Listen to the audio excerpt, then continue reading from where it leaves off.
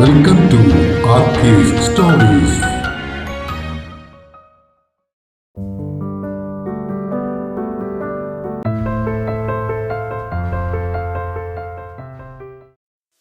വില്വാദ്രി ഭാഗം 29.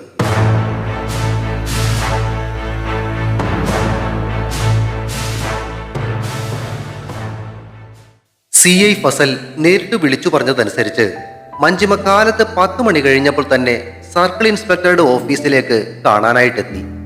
ഓഫീസിൽ മഞ്ജിമയെയും പ്രതീക്ഷിച്ച് ഫസലിനൊപ്പം ഇൻസ്പെക്ടർ ബിനുവും ഉണ്ടായിരുന്നു. ഇരിക്കൂ മാഡം. അകത്തേക്ക് കടന്നു വന്ന മഞ്ജിമയോട് CI ഫസൽ പറഞ്ഞു. നേരിയ ഒരു പരിഭ്രാന്തിയോടെ ചുറ്റുമൊന്ന് നോക്കിയിട്ട് ഫസൽ ചൂണ്ടിക്കാണിച്ച കസേരയിലേക്ക് അവരിരുന്നു. എന്താണ് സാർ അത്യാവശ്യമായിട്ട് കാണണമെന്ന് പറഞ്ഞത്? മാത്രമല്ല ഇങ്ങോട്ട് വരുന്നത് മറ്റാരോടും പറയേണ്ടെന്നും പറഞ്ഞു. എന്തെങ്കിലും പ്രശ്നമുണ്ടോ സാർ? പറയാം. കുറച്ച് ദിവസങ്ങൾക്ക് മുമ്പ് കണ്ണങ്കാട്ട് കാവിനടുത്ത് വെച്ച് നടന്ന ഒരു മേർഡറിനെ പറ്റി മാഡം അറിഞ്ഞു കാണുമല്ലോ അല്ലേ? ഉവ്, പത്രത്തിൽ വായിച്ചിരുന്നു. പിന്നെ ന്യൂസിലും പറയുന്നുണ്ടായിരുന്നല്ലോ. യെസ്, അതേക്കുറിച്ച് കുറച്ച് കാര്യങ്ങൾ ചോദിക്കാൻ വേണ്ടിയാ മാഡത്തോട് വരാൻ പറഞ്ഞത്. ആ മർഡറിനെ പറ്റി എന്നോടെന്ത് ചോദിക്കാനാ സാർ? ഫസലിനൊപ്പം ബിനുവിനെയും ഒന്ന് നോക്കിയിട്ട് മഞ്ജിമ ചോദിച്ചു. മാഡം, ഈ സ്കൂട്ടർ മാഡത്തിന്റെ അല്ലേ? ഇൻസ്പെക്ടർ ബിനു നീട്ടിയ ഫോട്ടോ വാങ്ങി നോക്കിയിട്ട് മഞ്ജിമ തല കുലുക്കി. അതെ, ഇതെന്റേതാ. പക്ഷേ ഈ ഓടിക്കുന്നത് ആരാണ്? അത് മാഡം ഞങ്ങളോടാണോ ചോദിക്കുന്നത്? സ്കൂട്ടർ മാഡത്തിന്റെ തന്നെ അല്ലേ? അതെ, പക്ഷേ ഞാനത് എപ്പോഴും ഒന്നും ഉപയോഗിക്കാറില്ല. വീട്ടിലുള്ള ഷെഡിൽ വെച്ചിരിക്കുക.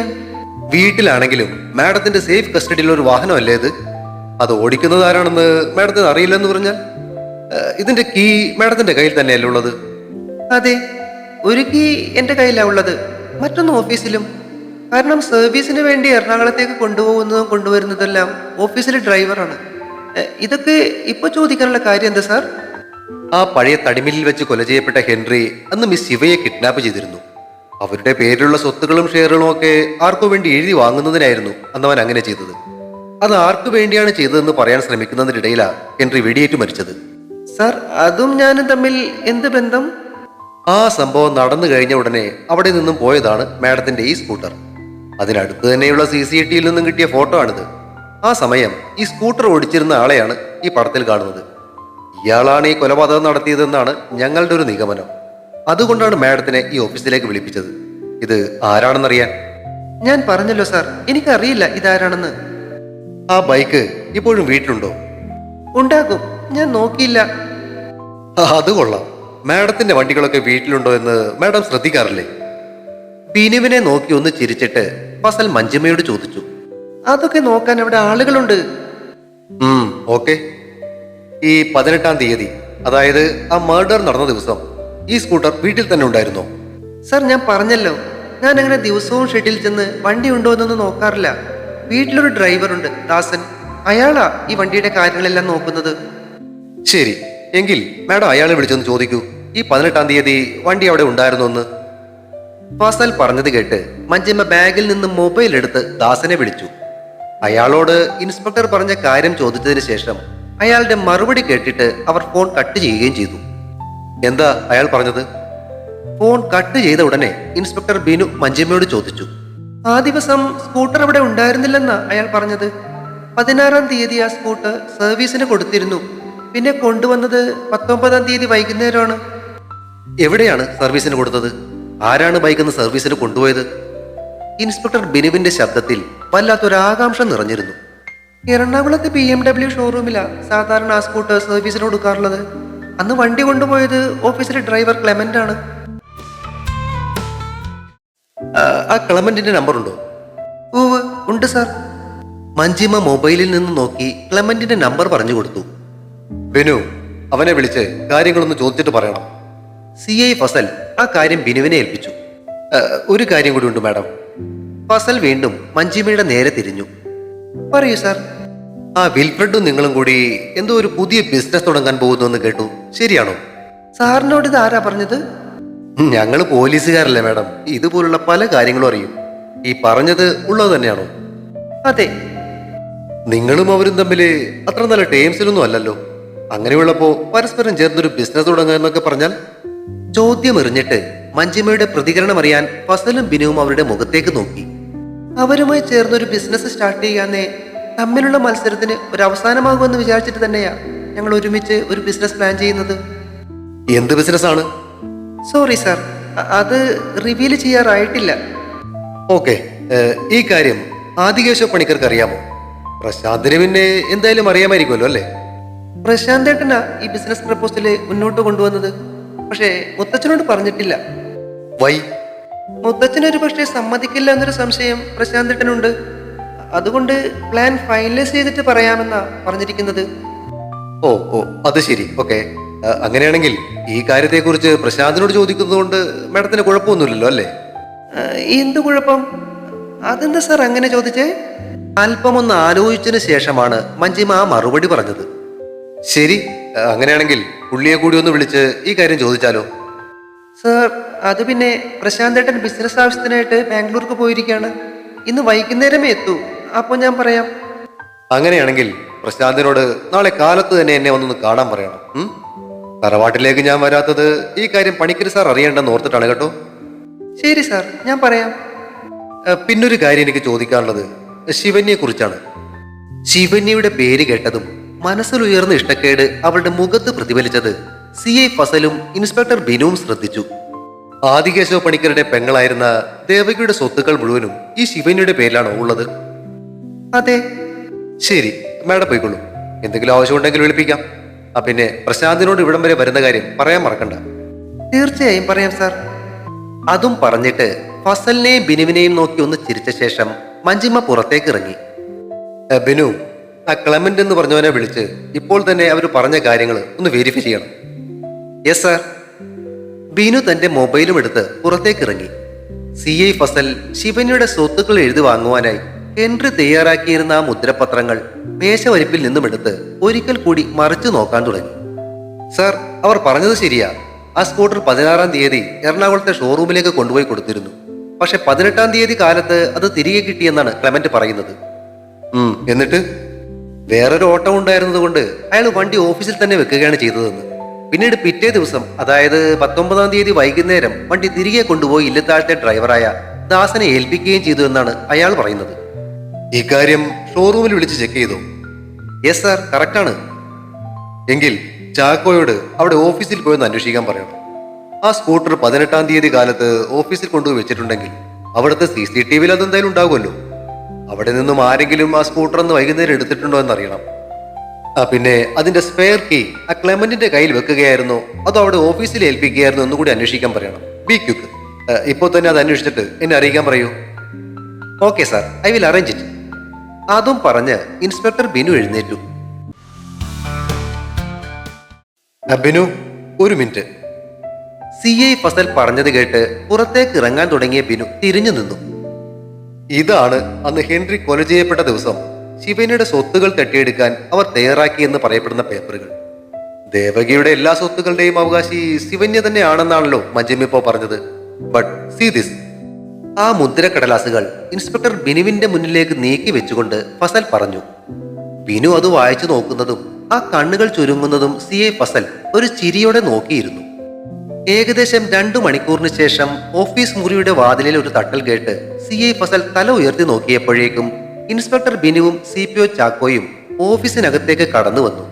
രണ്ടുപേരും CI ഫസലിനെ സല്യൂട്ട് ചെയ്തതിനു ശേഷം ടേബിളിന് മുന്നിലിട്ടിരുന്ന കസേരകളിലേക്ക് ഇരുന്നു. സർ, ആ ക്ലെമന്റ് പറഞ്ഞത് ശരിയാണ്. സ്കൂട്ടർ 18-ാം തീയതി കാലത്ത് 12 മണിക്ക് മുൻപായി ഓഫീസിലെ മാനേജ്മെന്റ് പാർക്കിംഗ് ഏരിയയിൽ വെച്ചതിന് ശേഷം താക്കോൽ അത് സൂക്ഷിക്കുന്നതിന് വേണ്ടിയുള്ള ഒരു കബോർഡ് ഉണ്ട്, അതിലിടുകയും ചെയ്തു. ഓക്കെ, ദെൻ ആ പാർക്കിംഗ് ഏരിയയ്ക്ക് മുന്നിൽ വെച്ചിരിക്കുന്ന CCTV വർക്കിംഗ് അല്ല. എന്നാൽ വണ്ടികളുടെ താക്കോലുകൾ സൂക്ഷിക്കുന്ന കബോർഡ് HR-ന്റെ റൂമിനകത്താണ്. അവിടെ CCTV ക്യാമറയും ഉണ്ട്. ആ താക്കോൽ 18-ാം തീയതി കാലത്ത് ക്ലെമന്റ് കൊണ്ടുവന്ന് വെക്കുന്നത് ആ CCTV ഫൂട്ടേജിലുണ്ട്. അതിനുശേഷം ആ താക്കോൽ 19-ാം തീയതി വൈകുന്നേരം വരെ അവിടെ നിന്ന് ആരും എടുത്തിട്ടുമില്ല. അങ്ങനെയാണെങ്കിൽ പിന്നെ ആ സ്കൂട്ടർ എങ്ങനെ ഹെൻറി കൊല ചെയ്യപ്പെട്ട സമയത്ത് അവിടെ എത്തി? CI ഫസൽ അവർ രണ്ടുപേരോടുമായിട്ട് ചോദിച്ചു. സർ, അതിനെപ്പറ്റി ഓഫീസിലെ സെക്യൂരിറ്റി പറയുന്നത് 18-ാം തീയതി ശിവ മാഡം ഓഫീസിൽ നിന്നും ഇറങ്ങിയതിനു ശേഷം ആരോ ആ സ്കൂട്ടറുമായി വെളിയിൽ പോയി എന്നാണ്. ഞാൻ CCTVയിൽ നിന്നും കിട്ടിയ ആ ഫോട്ടോ കാണിച്ചപ്പോൾ ആ സെയിം സ്യൂട്ട് ഇട്ട ആളാണ് സ്കൂട്ടർ കൊണ്ടുപോയതെന്നാണ് സെക്യൂരിറ്റി പറഞ്ഞത്. ഏകദേശം 3 മണിക്കൂർ കഴിഞ്ഞ് അത് തിരികെ കൊണ്ടു വെക്കുകയും ചെയ്തു എന്നും അയാൾ പറയുന്നു. ഓഫീസിലെ ഡ്രൈവർമാർ ആരെങ്കിലും ആയിരിക്കും അത് കൊണ്ടുപോയത് എന്നാണ് അത്രേ പുള്ളി വിചാരിച്ചത്. So that means duplicate key ഉപയോഗിച്ചാണ് ആ വണ്ടി അവിടെ നിന്ന് എടുത്തിരിക്കുന്നത്. Exactly sir. ഓഫീസിലെ CCTV വിഷ്വൽസ് കംപ്ലീറ്റ് ചെക്ക് ചെയ്യണം. ആ ഓഫീസിൽ വർക്ക് ചെയ്യാത്ത ആരെങ്കിലും ആ സമയത്ത് അവിടെ ഉണ്ടായിരുന്നു എന്ന കാര്യം നമുക്കറിയണം സർ. ഫസൽ പറഞ്ഞത് സമ്മതിച്ചുകൊണ്ട് അവരവിടെ നിന്നും എഴുന്നേറ്റു. അതിരാവിലെ ആരോ കോളിംഗ് ബെൽ അടിക്കുന്ന ശബ്ദം കേട്ടാണ് വിജയ് ഉറക്കത്തിൽ നിന്നും ഞെട്ടി ഉണർന്നത്. തുടരെ തുടരെ ബെൽ മുഴങ്ങുന്നത് കേട്ട് കട്ടിലിൽ നിന്നും ചാടി എഴുന്നേറ്റ് ഹാളിലെത്തി വാതിൽ തുറന്നപ്പോൾ പരിഭ്രാന്തിയോടെ മുന്നിൽ നിൽക്കുന്ന ഭാസ്കരൻ ചേട്ടനെ കണ്ട് അവൻ അത്ഭുതപ്പെട്ടു. എന്താ ചേട്ടാ കാലത്ത് തന്നെ, എന്തെങ്കിലും പ്രശ്നമുണ്ടോ? ആ മോനെ, നമ്മുടെ പ്രശാന്ത് കുഞ്ഞ് മരിച്ചുപോയി. വല്ലാത്തൊരു ഞെട്ടലോടെയാണ് അവൻ ആ വാർത്ത കേട്ടത്. കേട്ട വാർത്ത വിശ്വസിക്കുവാനാവാതെ അവൻ ആ വാതിൽ പടിയിൽ പിടിച്ചു നിന്നു. എന്താ ഭാസ്കരൻ ചേട്ടാ ഈ പറയുന്നേ? പുള്ളി ഇന്നലെ ബാംഗ്ലൂർക്ക് പോയിരിക്കായിരുന്നില്ലേ? അതെ മോനെ, ഇന്നലെ വൈകുന്നേരം കുഞ്ഞ് തിരികെ എത്തിയായിരുന്നു. രാത്രി എല്ലാവരോടും ഒപ്പം ഇരുന്ന് ഭക്ഷണം കഴിച്ച ശേഷം ഉറങ്ങാൻ കിടന്ന കുഞ്ഞ രാവിലെ എഴുന്നേറ്റില്ല. മഞ്ചിമ കൊച്ച് വിളിച്ചപ്പോഴാ അറിയുന്നേ. ഉറക്കത്തിൽ എപ്പോഴോ മരണം സംഭവിച്ചെന്നാ പറയുന്നേ. അവിടെയാന്ന് അദ്രിയ കുഞ്ഞും ശിവക്കുഞ്ഞും വല്ലാത്ത കരച്ചില്ല. മോനെ കുറെ നേരമായി മൊബൈലിൽ വിളിക്കുന്നു, കിട്ടാത്തത് കൊണ്ടാ ഞാൻ ഓടി വന്നേ. ഇന്നലെ കിടക്കാനത്തിരി വൈകിയത് കൊണ്ടാണ് തോന്നുന്നു മൊബൈലിലെ ശബ്ദമൊന്നും ഞാൻ കേട്ടില്ല ചേട്ടാ. എന്താ സംഭവിച്ചത്? ഹാർട്ട് അറ്റാക്ക് ആയിരുന്നോ? പ്രശാന്ത് കുഞ്ഞിന് പണ്ട് തൊട്ടേ ഹാർട്ടിന് തകരാറുള്ളതാ. അതിന്റെ ഓപ്പറേഷനൊക്കെ നേരത്തെ തന്നെ കഴിഞ്ഞിട്ടുള്ളതാന്നേ. മോനൊന്ന് റെഡി ആയിട്ട് വേഗം ബംഗ്ലാവിലേക്ക് വരാമോ? ഞാൻ ഉടനെ തന്നെ അങ്ങോട്ടേക്ക് എത്തിയേക്കാം ചേട്ടാ. ചേട്ടൻ പോയിക്കോളൂ. അതും പറഞ്ഞുകൊണ്ടവൻ റെഡിയാകുവാനായി ധൃതിയിൽ അകത്തേക്ക് നടന്നു. ശിവയെയും അദ്രികയെയും കൂട്ടി അവർ ഇല്ലിത്താഴത്തേക്ക് എത്തിയപ്പോൾ പ്രശാന്തിന്റെ ബോഡി പോസ്റ്റ്മോർട്ടത്തിന് കൊണ്ടുപോകാനുള്ള തയ്യാറെടുപ്പിലായിരുന്നു അവിടെയുള്ളവർ. ദുഃഖം തളം കെട്ടി നിൽക്കുന്ന മുഖത്തോടെ MLA ശിവദാസനോടൊപ്പം ഇൻസ്പെക്ടർ ബിനുവിനോട് കാര്യങ്ങൾ വിശദീകരിച്ചുകൊണ്ട് ആദികേശവ പണിക്കരും പ്രശാന്തിന്റെ അച്ഛൻ വാസുദേവ പണിക്കരും മുൻവശത്ത് തന്നെ നിൽപ്പുണ്ടായിരുന്നു. ഇന്നോവയിൽ നിന്നും ഇറങ്ങിയ ശിവയും അദ്രികയും അവരെ കണ്ട് കരഞ്ഞുകൊണ്ട് അവരുടെ അടുത്തേക്ക് ഓടി. കരച്ചിലോടെ വന്ന് അവരെ ചേർത്ത് പിടിച്ച് ആശ്വസിപ്പിക്കുന്നതിനിടയിൽ അവരുടെയും കണ്ണുകൾ നിറയുന്നുണ്ടായിരുന്നു. അകത്തു നിന്നും വന്ന സ്ത്രീകൾ ആരൊക്കെയോ ചേർന്ന് ശിവയെയും അദ്രികയെയും മെല്ലെ താങ്ങി പിടിച്ച് അകത്തേക്ക് കൊണ്ടുപോയി. മറ്റുള്ളവർ തളർന്നു നിന്ന ആ അവസരത്തിൽ അദ്രികയുടെ അച്ഛൻ ശക്തിധരൻ പിള്ളയാണ് ആ സമയം അവിടുത്തെ കാര്യങ്ങൾ നിയന്ത്രിച്ചിരുന്നത്. അകത്തേക്ക് ചെന്ന ശിവയെയും അദ്രികയെയും കണ്ട് പ്രശാന്തിന്റെ മൃതദേഹത്തിനരികിൽ തളർന്നിരിക്കുകയായിരുന്ന അപ്പച്ചി കൗസല്യയും അമ്മ സുലോചനയും പദം പറഞ്ഞുകൊണ്ട് വീണ്ടും ഉറക്കെ കരഞ്ഞു തുടങ്ങി. തലയ്ക്കൽ ഏങ്ങലടികളോടെ മഞ്ചിമ തലയും താഴ്ത്തിയിരിക്കുന്നുണ്ട്. അകത്തേക്ക് കയറി അല്പനേരം ആ മൃതദേഹത്തിന് കാൽക്കൽ നിന്ന് വന്ദിച്ചതിന് ശേഷം വിജയും അമലും പുറത്തേക്ക് നടന്നു. പ്രമോദ് എപ്പോഴത്തേക്ക് എത്തുമെന്ന് അറിയിച്ചിരിക്കുന്നേ? മുന്നിൽ പന്തൽ പണിയുന്നവർക്ക് നിർദ്ദേശങ്ങൾ കൊടുത്തുകൊണ്ട് നിൽക്കുന്ന ശക്തിധരൻ പിള്ളയുടെ അടുത്തേക്ക് ചെന്നിട്ട് വിജയ് ചോദിച്ചു. അവൻ 4 മണിക്കുള്ളിൽ എത്തുമെന്നാ പറഞ്ഞിരിക്കുന്നേ. 9 മണിക്കാന്നേ അവിടെ നിന്നും ഫ്ലൈറ്റ്. ശക്തിധരൻ പിള്ള പറഞ്ഞുകൊണ്ടിരിക്കുന്നതിനിടയിൽ ഇൻസ്പെക്ടർ ബിനു അവരുടെ അടുത്തേക്ക് എത്തി. പോസ്റ്റ്മോർട്ടത്തിനുള്ള കാര്യങ്ങളെല്ലാം റെഡി ആയിട്ടുണ്ട് കേട്ടോ, ബോഡി എടുക്കാൻ അറേഞ്ച് ചെയ്യാം. ഇൻസ്പെക്ടർ പറഞ്ഞത് കേട്ട് ശക്തിധരൻ പിള്ളയോടൊപ്പം വിജയും അമലും അകത്തേക്ക് നടന്നു. 12 മണിയോടെ പോസ്റ്റ്മോർട്ടം കഴിഞ്ഞ് കിട്ടിയ ബോഡിയുമായി അവർ തിരിച്ചെത്തിയപ്പോഴേക്കും ഇല്ലിത്താഴത്ത് തറവാട്ട് വളപ്പ് ജനങ്ങളാൽ നിറഞ്ഞിരുന്നു. മുന്നിലിട്ടിരുന്ന പന്തലിൽ പൊതുദർശനത്തിന് വെച്ച ശരീരത്തിൽ പ്രണാമങ്ങളും പുഷ്പചക്രങ്ങളും അർപ്പിക്കുവാൻ മർച്ചന്റ് അസോസിയേഷന്റെ ആളുകളും ജനപ്രതിനിധികളും സുഹൃത്തുക്കളും സമൂഹത്തിലെ വിവിധ തുറകളിൽപ്പെട്ട ആളുകളും വരിയായി നീങ്ങുമ്പോൾ തിരക്കിൽ നിന്നും ഒഴിഞ്ഞു മാറി നിന്ന വിജയന്റെയും അമലിന്റെയും അടുത്തേക്ക് ഡോക്ടർ ശില്പ ചെന്നു. നിങ്ങളിപ്പോ എത്തി? ശില്പയെ കണ്ട് അമൽ ചോദിച്ചു. ഞങ്ങൾ 10 മണി കഴിഞ്ഞപ്പോഴേക്കും എത്തി. മേഘ മഞ്ജു ചേച്ചിയോടൊപ്പം അകത്തിരിക്കുന്നുണ്ട്. എന്തായി പോസ്റ്റ്മോർട്ടം റിപ്പോർട്ട്? റിപ്പോർട്ടായിട്ട് ഒന്നും കിട്ടിയിട്ടില്ല. ഹാർട്ട് അറ്റാക്ക് തന്നെയാണെന്നാ ഇൻസ്പെക്ടർ പറഞ്ഞത്. അതുകൊണ്ട് മറ്റ് പ്രശ്നങ്ങളൊന്നും ഇല്ലത്രേ. പുള്ളിക്ക് ഹാർട്ടിന് നേരത്തെ തന്നെ എന്തൊക്കെ പ്രശ്നങ്ങളുണ്ടായിരുന്നു എന്ന് പറയുന്നു. ഡോക്ടർക്ക് അതിനെപ്പറ്റി വല്ലതും അറിയാമോ? അങ്ങനെ ഡീറ്റെയിൽസ് ആയിട്ടൊന്നും എനിക്കറിയില്ല. ആളിന്റെ ഹാർട്ടിന്റെ വാൽവിന് ചെറുപ്പം മുതലേ എന്തോ ചെറിയ തകരാറുള്ളതായിട്ട് മേഘ പറഞ്ഞറിയാം. അതിന്റെ ഓപ്പറേഷനും കഴിഞ്ഞിരുന്നതാ. മഞ്ജിമ ചേച്ചിയുടെ വിവാഹ സമയത്ത് ഈ കാര്യങ്ങളെല്ലാം ഇവർ പറഞ്ഞിരുന്നതുവാ. മേഘയുടെ അച്ഛൻ ആദ്യം വിവാഹം വേണ്ടെന്ന് പറഞ്ഞിരുന്നെങ്കിലും മഞ്ജിമ ചേച്ചിയുടെ നിർബന്ധം കാരണമാണ് വിവാഹം നടത്തിയതെന്നാ മേഘ ഒരിക്കൽ പറഞ്ഞിട്ടുള്ളത്. അതെന്തായാലും ഓൾ ഇവിടുത്തെ കാശ് കണ്ട് ചാടി വീണതായിരിക്കും. മഞ്ജിമയല്ലേ ആള്. അമൽ പറഞ്ഞത് കേട്ട് വിജയ് അവനെ നോക്കി കണ്ണുരുട്ടി. സോറി, ഈ സമയത്ത് പറയാൻ പാടില്ലാത്തതാ. പക്ഷെ എങ്ങനെയാ പറയാതിരിക്കുന്നത്? കണ്ടില്ലേ, പാടത്ത് പണി വരമ്പത്ത് കൂലി. ആ, മതി, നിർത്ത്. വിജയ് ശബ്ദമുയർത്തിയതോടെ അമൽ നിശബ്ദനായി. മേഘയുടെ അച്ഛനും അമ്മയും വന്നിട്ടുണ്ടോ? വിജയ് ചോദിച്ചു. അവരും അകത്തുണ്ട്. കൂടാതെ കേണലങ്കിളിന്റെ അമ്മയും ഉണ്ട്. 4 മണിയെന്ന് പറഞ്ഞിരുന്നെങ്കിലും 3:30 കഴിഞ്ഞപ്പോഴേക്കും റിയാദിൽ നിന്നും പ്രമോദ് തറവാട്ടിലേക്കെത്തി. വിജയും അമലും ആദ്യമായിട്ടാണ് പ്രമോദിനെ കാണുന്നത്. കാഴ്ചയിൽ ഏകദേശം പ്രശാന്തിന്റെ ഒരു ഛായ ഉണ്ടെങ്കിലും പ്രശാന്തിനേക്കാൾ ഉയരവും സൈസും ഉണ്ട് പ്രമോദിന്. റിയാദിലും ദുബായിലുമുള്ള ഇല്ലിത്താഴത്തെ ബിസിനസ്സുകളെല്ലാം നോക്കുന്നത് പ്രമോദാണെന്ന് ശിവ പറഞ്ഞത് ഓർക്കുകയായിരുന്നു വിജയ്. പ്രമോദ് എത്തിയതോടെ വീണ്ടും അവിടെ കരച്ചിലുയർന്നു. ശിവയും അദ്രികയും അവനെ വട്ടം കെട്ടിപ്പിടിച്ച് ഉച്ചത്തിൽ കരയുന്നത് കണ്ടു നിന്നവരുടെയും കണ്ണുകൾ നിറഞ്ഞു. അകാലത്തിൽ മരണമടഞ്ഞ ചേട്ടന്റെ മൃതദേഹത്തിന് മുന്നിൽ അവൻ അവരെയും ചേർത്ത് പിടിച്ചുകൊണ്ട് നിന്നു. മുത്തച്ഛനും അച്ഛനും ജീവിച്ചിരിക്കുന്നത് കൊണ്ട് കൂടുതൽ കർമ്മങ്ങളൊന്നുമില്ലാതെയാണ് മൃതദേഹം ദയിപ്പിക്കുവാനായി ചിതയിലേക്ക് എടുത്തത്. പ്രശാന്തിനും മഞ്ജിമയ്ക്കും മക്കളില്ലാത്തതിനാൽ അത്യാവശ്യം ചെയ്യേണ്ട കർമ്മങ്ങൾ പ്രശാന്തിന്റെ അമ്മ സുലോചനയുടെ ചേട്ടന്റെ മകളുടെ മകനാണ് ചെയ്തത്. രാത്രി 8 മണിയോടെ തറവാടിന്റെ തെക്ക് വശത്തൊരുക്കിയ ചിതയിലേക്ക് പ്രശാന്തിന്റെ മൃതദേഹം എടുത്തു.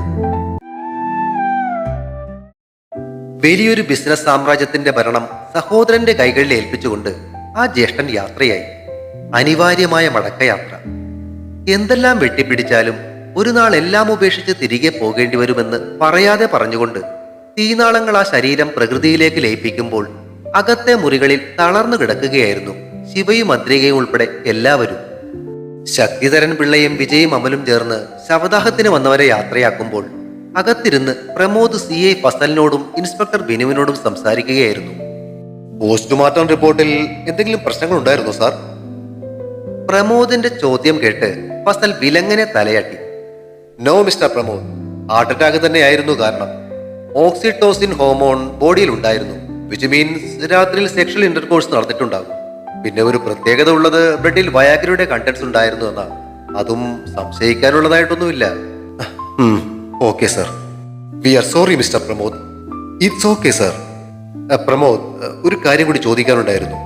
ആ വിൽഫ്രഡ് ഇമ്മട്ടിയുമായിട്ട് എന്തെങ്കിലും ഒരു പുതിയ ബിസിനസ് തുടങ്ങുന്നതിനെ പറ്റി ചേട്ടൻ താങ്കളോട് സംസാരിച്ചിരുന്നു?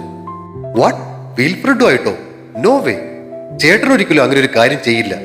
സാറിനോട് ഇതാരാ പറഞ്ഞത്? ഏയ്, ആരും പറഞ്ഞതൊന്നുമല്ല. അങ്ങനെ ഒരു റൂമർ കേട്ടിരുന്നു, അതുകൊണ്ട് ചോദിച്ചെന്നേ ഉള്ളൂ. എന്തായാലും ഞങ്ങൾ ഇറങ്ങട്ടെ. അതും പറഞ്ഞ് CI ഫസലും അതിനോടൊപ്പം ഇൻസ്പെക്ടർ ബിനുവും എഴുന്നേറ്റു. Thanks for the support sir. It's our duty mister Pramod. Thank U.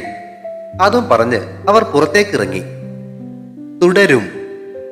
Villuvadri അടുത്ത ഭാഗം ഉടൻ പ്രതീക്ഷിക്കുക. സബ്സ്ക്രൈബ് ചെയ്യാത്തവരുണ്ടെങ്കിൽ ദയവായി സബ്സ്ക്രൈബ് ചെയ്ത് സപ്പോർട്ട് ചെയ്യണേ. കഥയ്ക്ക് അഭിപ്രായങ്ങൾ പറയുന്നതിനൊപ്പം കഥയുടെ ലിങ്ക് പരിചയക്കാർക്കൊക്കെ ഷെയർ ചെയ്ത് നൽകിയും ലൈക്കുകൾ തന്നും സപ്പോർട്ടുമായി എന്നും കൂടെ ഉണ്ടാകണേ. Thank U.